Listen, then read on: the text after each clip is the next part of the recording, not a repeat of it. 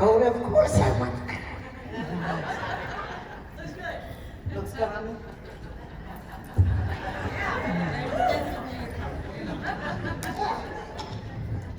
I don't think I should have jumped up here like that. Not as young as I used to be. Good morning, everybody. Good morning. Good morning, everybody. Good morning. One last time for the people in the back. Good morning, everybody. Good morning. Good. Now I feel like there's love in the room. Good morning, and thank you for inviting me to such. You're gonna get me in the picture with the red jacket? Wait till I take my red jacket off.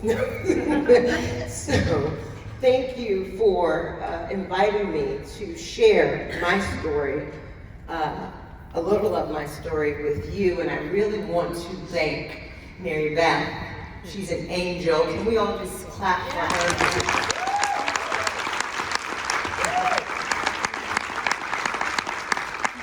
It's not often that you meet people who do what they said they were going to do. And Mary Beth is one of those people. And I thank you so very much. Who else am I looking for? Carol Stillwell, one of our major donors for Family Promise of Monmouth County. It's an honor to be in the same room with all of you, right? Because everyone in this room has committed and shown evidence that you have the audacity to serve. Let me say it again. You have the audacity to serve. And it's because of people like you that I'm able to stand before you today in partially my right mind, mostly healthy. It was people like you. So let me explain. Let me explain what I mean by that.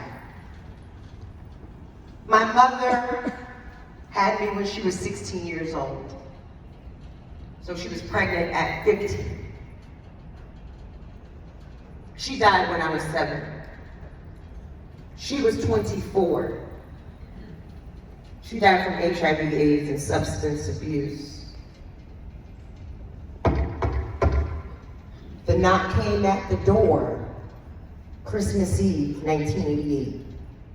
Don't start becoming mathematicians and trying to figure out my age because we just need to stay focused. The knock was at the door and there was this stranger who said, Yvette's dead.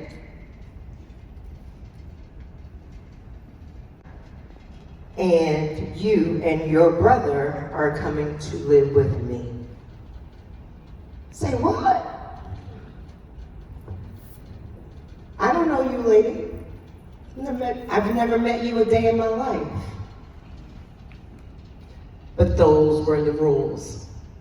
Where she arrived was my great-grandmother's house. My safety, my heart, and my hope. Her name was Marguerite King, and she was the best person you could ever meet. She never cursed. She would say, "Oh, bunny nuts." And now that I'm grown, I know what that means. And I say the real thing, man, I'm sorry. She was amazing. She was the person in the public housing projects of Seth Boyden on Frelinghuysen Avenue in Newark, New Jersey. She was the elderly woman who patched all of the prostitutes who were beaten up. She was the one who made their meals and assisted. And although she wasn't technically a social worker, that's where I first saw the evidence of social work. My Nana was loving, but she had this one major requirement, and it was a non-negotiable, and that was get your education. That's the only thing that cannot be taken away from you. Nana meant that. She meant it so very much that I pursued education diligently. But let's go back to the new apartment. Coming from love of my Nana, all I know is love, right? How many of you know what love feels like? Love feels yummy. Love feels safe. Love feels warm. From the moment my 2-year-old brother and I walked into our new home with our newly found grandmother, that wasn't love. It didn't resemble love. It didn't feel like love. There was tension, and then the abuse began. The abuse. Are there any children in the house? This would be your time to cover your ears. 7-year-old little child who doesn't know anything else about the world. And you have a woman in your face every day saying, "You high yellow, ungrateful bitch, I hate you." Every day. Every day. So the clients that you come in contact with, there's a whole lot of trauma. We have memories deep enough to last a lifetime. I was carrying my books in a suitcase instead of a backpack and washing up in my high school's bathroom, hiding the fact that I was homeless from my friends. Although I was class president and prom queen, I was hiding that. School became my escape from this crazy woman. Let me take that back, not crazy. Mentally ill woman who was supposed to be a caregiver and a source of love, right? But that wasn't the case. So school became my out, and then one night, 6 years into this relationship and communing and living in that home, one night I couldn't take it anymore. I was awakened to a 200 and something pound woman at 1 a.m. accusing me of stealing her pantyhose. And because I did not, I've always been the same size. This is all you're gonna get. Maybe 5 or 10 pounds up or down, but yeah, not hitting 200 anytime soon. And so she commenced to bite me and pull my hair out and kick me. And it was January of 1994, 1 a.m. And I left that house barefoot. I didn't know where I was going. I made it to a payphone, but I never, ever, ever looked back. As I was leaving, she said, "You'll never have it as good as you had it here. You'll never be anything. You'll be just like your mother, a crackhead prostitute." Okay. No problem. The thing that she did give us, ironically, my brother and I, was church. We went religiously every Sunday. And so I couldn't understand why there was a woman who took me to church, but who raised all hell at home on children. There's something that I believe God counts the tears of children. So how did I make it? How did I make it? Only a few things. 3 to be exact. My faith in God,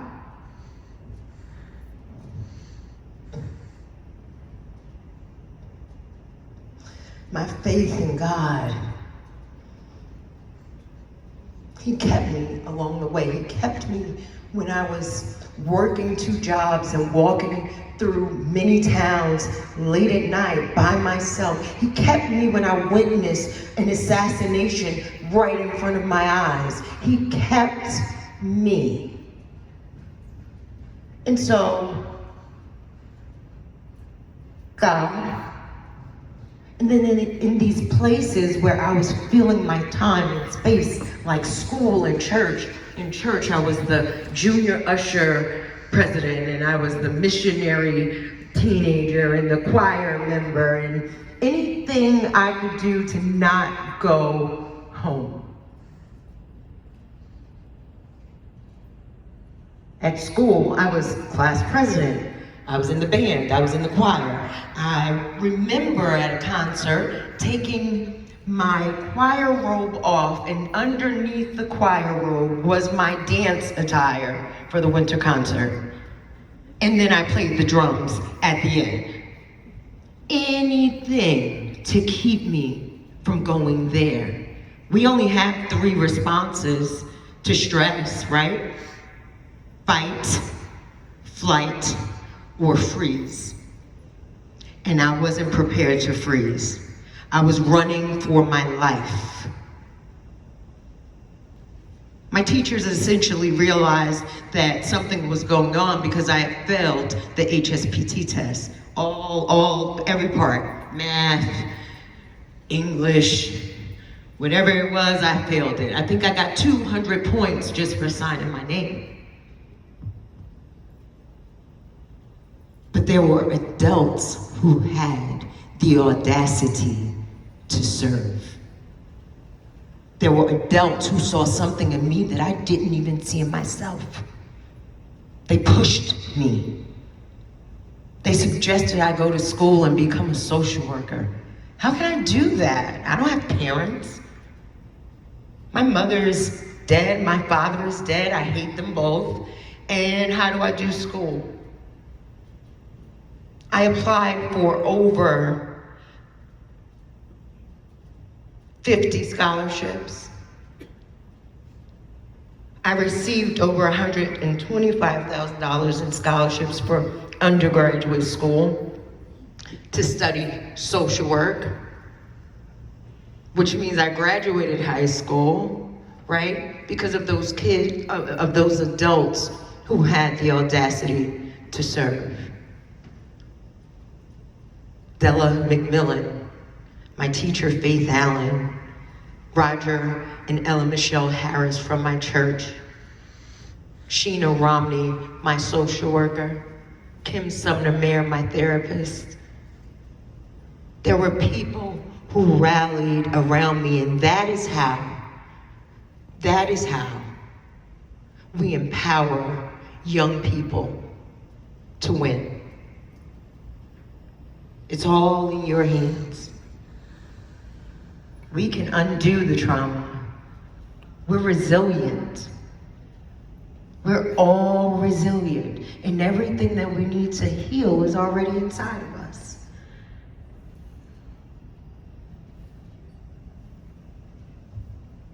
And so let me tell you about the fun stuff that happened next. I graduated from Norfolk State University, magna cum laude, in May 2003.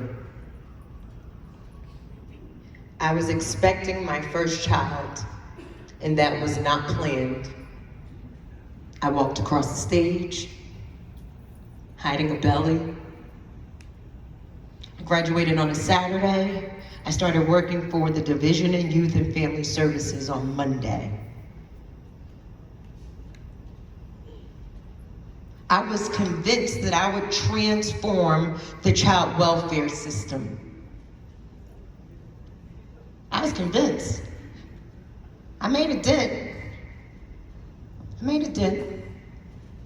Because when my mother died, there was a social worker who came to my Nana's house and said, "Where do you sleep?" And I pointed to the bed. And she said, "Where does Nana sleep?" And I pointed to the same bed. "Where does Pop sleep?" "In the living room on the couch." This is all I know. This is my love. This is my safety. You would remove me and place me with a woman that I never met and who also didn't have enough space and happened to be a raging alcoholic and abusive. Oh yeah, I had it figured out. I was gonna go to the state of New Jersey and dismantle their whole process. And I didn't exactly get to do that. But I did make a dent. People were beginning to listen. Because I wrote the commissioner and I said, "Listen, I am not removing 5 children from their mother's home because the utilities are off. I have to place them in separate foster homes because no one is taking 5 children. Do you know the damage that separation causes for children? I'm not doing that. How about we pay the PSE&G bill? How about we do that? How about we help her get a job or childcare because she's a single mom with 5 kids? That's common sense. I didn't even need to use my MBA for that one. And so things began to change. Things began to change, and I was so excited, and I loved my job. I was working at DYFS during a time when babies were being found dead in basements. Do you remember that time? And the DYFS workers were covering the front pages of the newspapers. It was a very scary time, 2003, 2004, 2005. But I loved it, I wasn't afraid. I loved my job. And then one day I had the bright idea to start a nonprofit to serve more children, and I named it Against All Odds. And that went really well for a number of years. Once again, I'm still inserting, right? I'm still filling my void and my hurt and everything with activity, right? I'm working, I have a baby, I'm a homeowner. We're doing lots of things, but I haven't stopped to address my trauma. I haven't done the necessary work. There is no warning sign that says, whoop, whoop. Well, that wasn't a good sign, guys, but you get the point. It wasn't a good siren. There was no warning that said, it's coming, it's coming. That rape, it's coming. That molestation is coming. That physical abuse, that emotional abuse, it is coming because the body keeps score.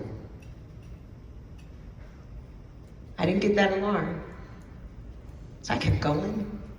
I left my job with my guaranteed paycheck and a pension and all that with the state of New Jersey, and I started this nonprofit, and it went really, really well for a number of years.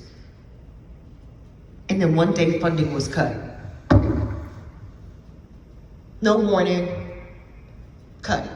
Our lovely governor at that time decided to cut all after-school funding. So I had to lay off people, team members who had been committed, who kind of served as that family piece for me.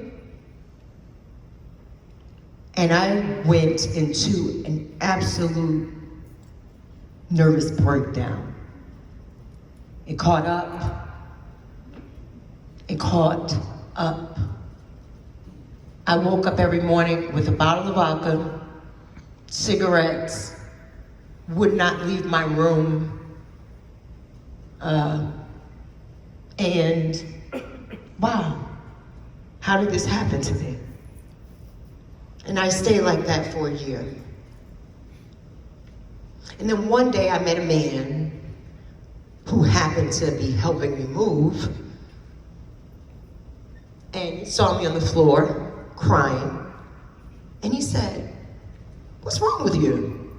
And I'm crying. "My life is all messed up now, and I can't go on, and I just want to kill myself."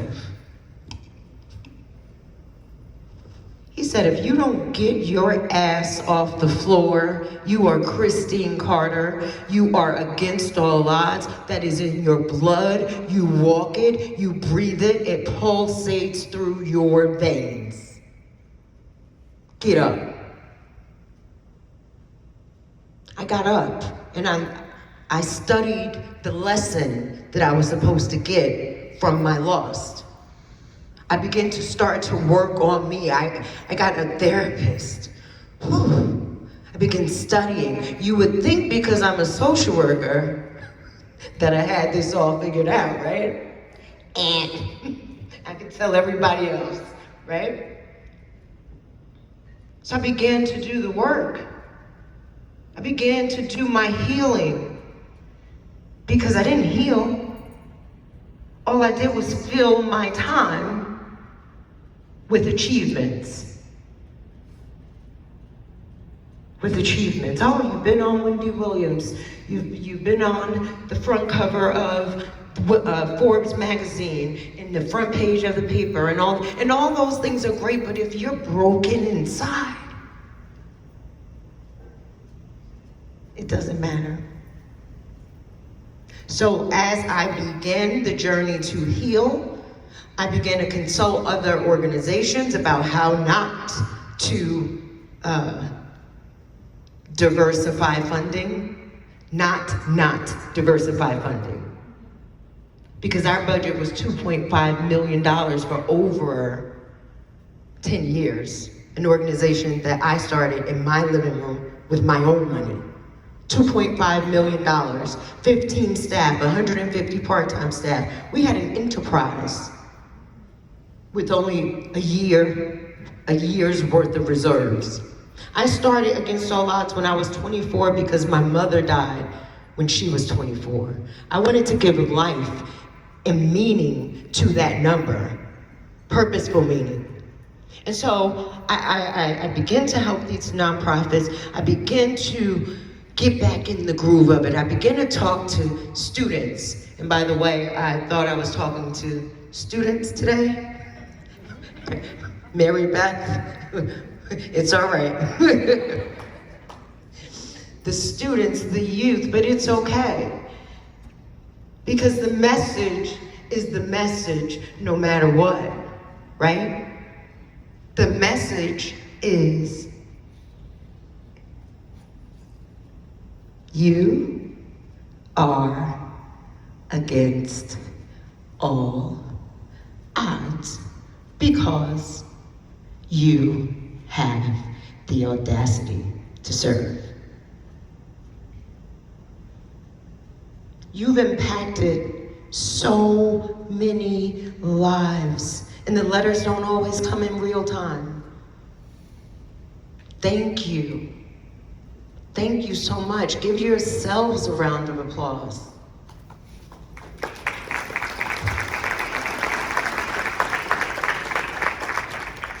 So as I close, I just want you to know that I have the esteemed honor and pleasure of serving as the Executive Director of Family Promise of Monmouth County. I say good clap.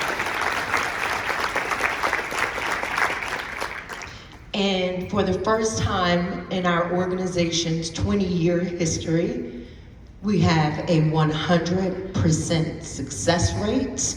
You can clap for that too. The success rate is based on our program model, which we created as a team. based on my personal experience and professional experience, and we know that our strategy works. We beat the national average of 76% right here in Monmouth County. So what does success mean? Success means all of your parking tickets are paid. You have all of your driver's licenses, identifying information. You have savings over $3,000. You have a full-time job. You have your children in school or daycare, and you have a home of your own. Promises made, promises kept. 100% of the families who go through our program, who graduate, they all have those things. 100%. I became the executive director July 24th, 2018. And I am so blessed to be in a position and to have the autonomy to be a visionary, transformational leader. And I thank my board president, Elaine Young, who's here.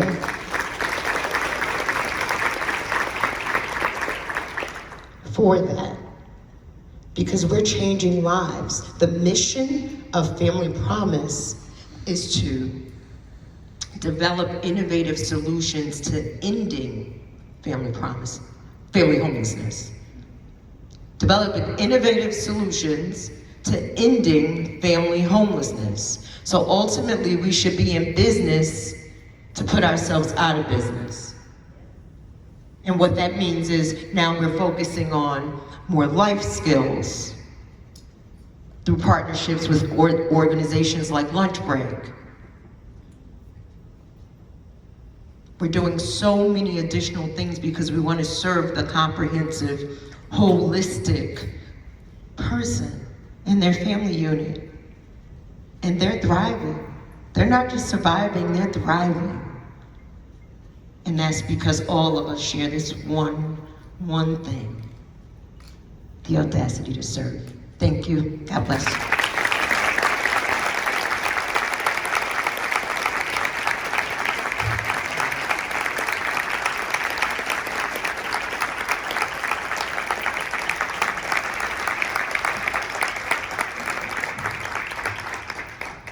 Wow, Christine, thank you so much.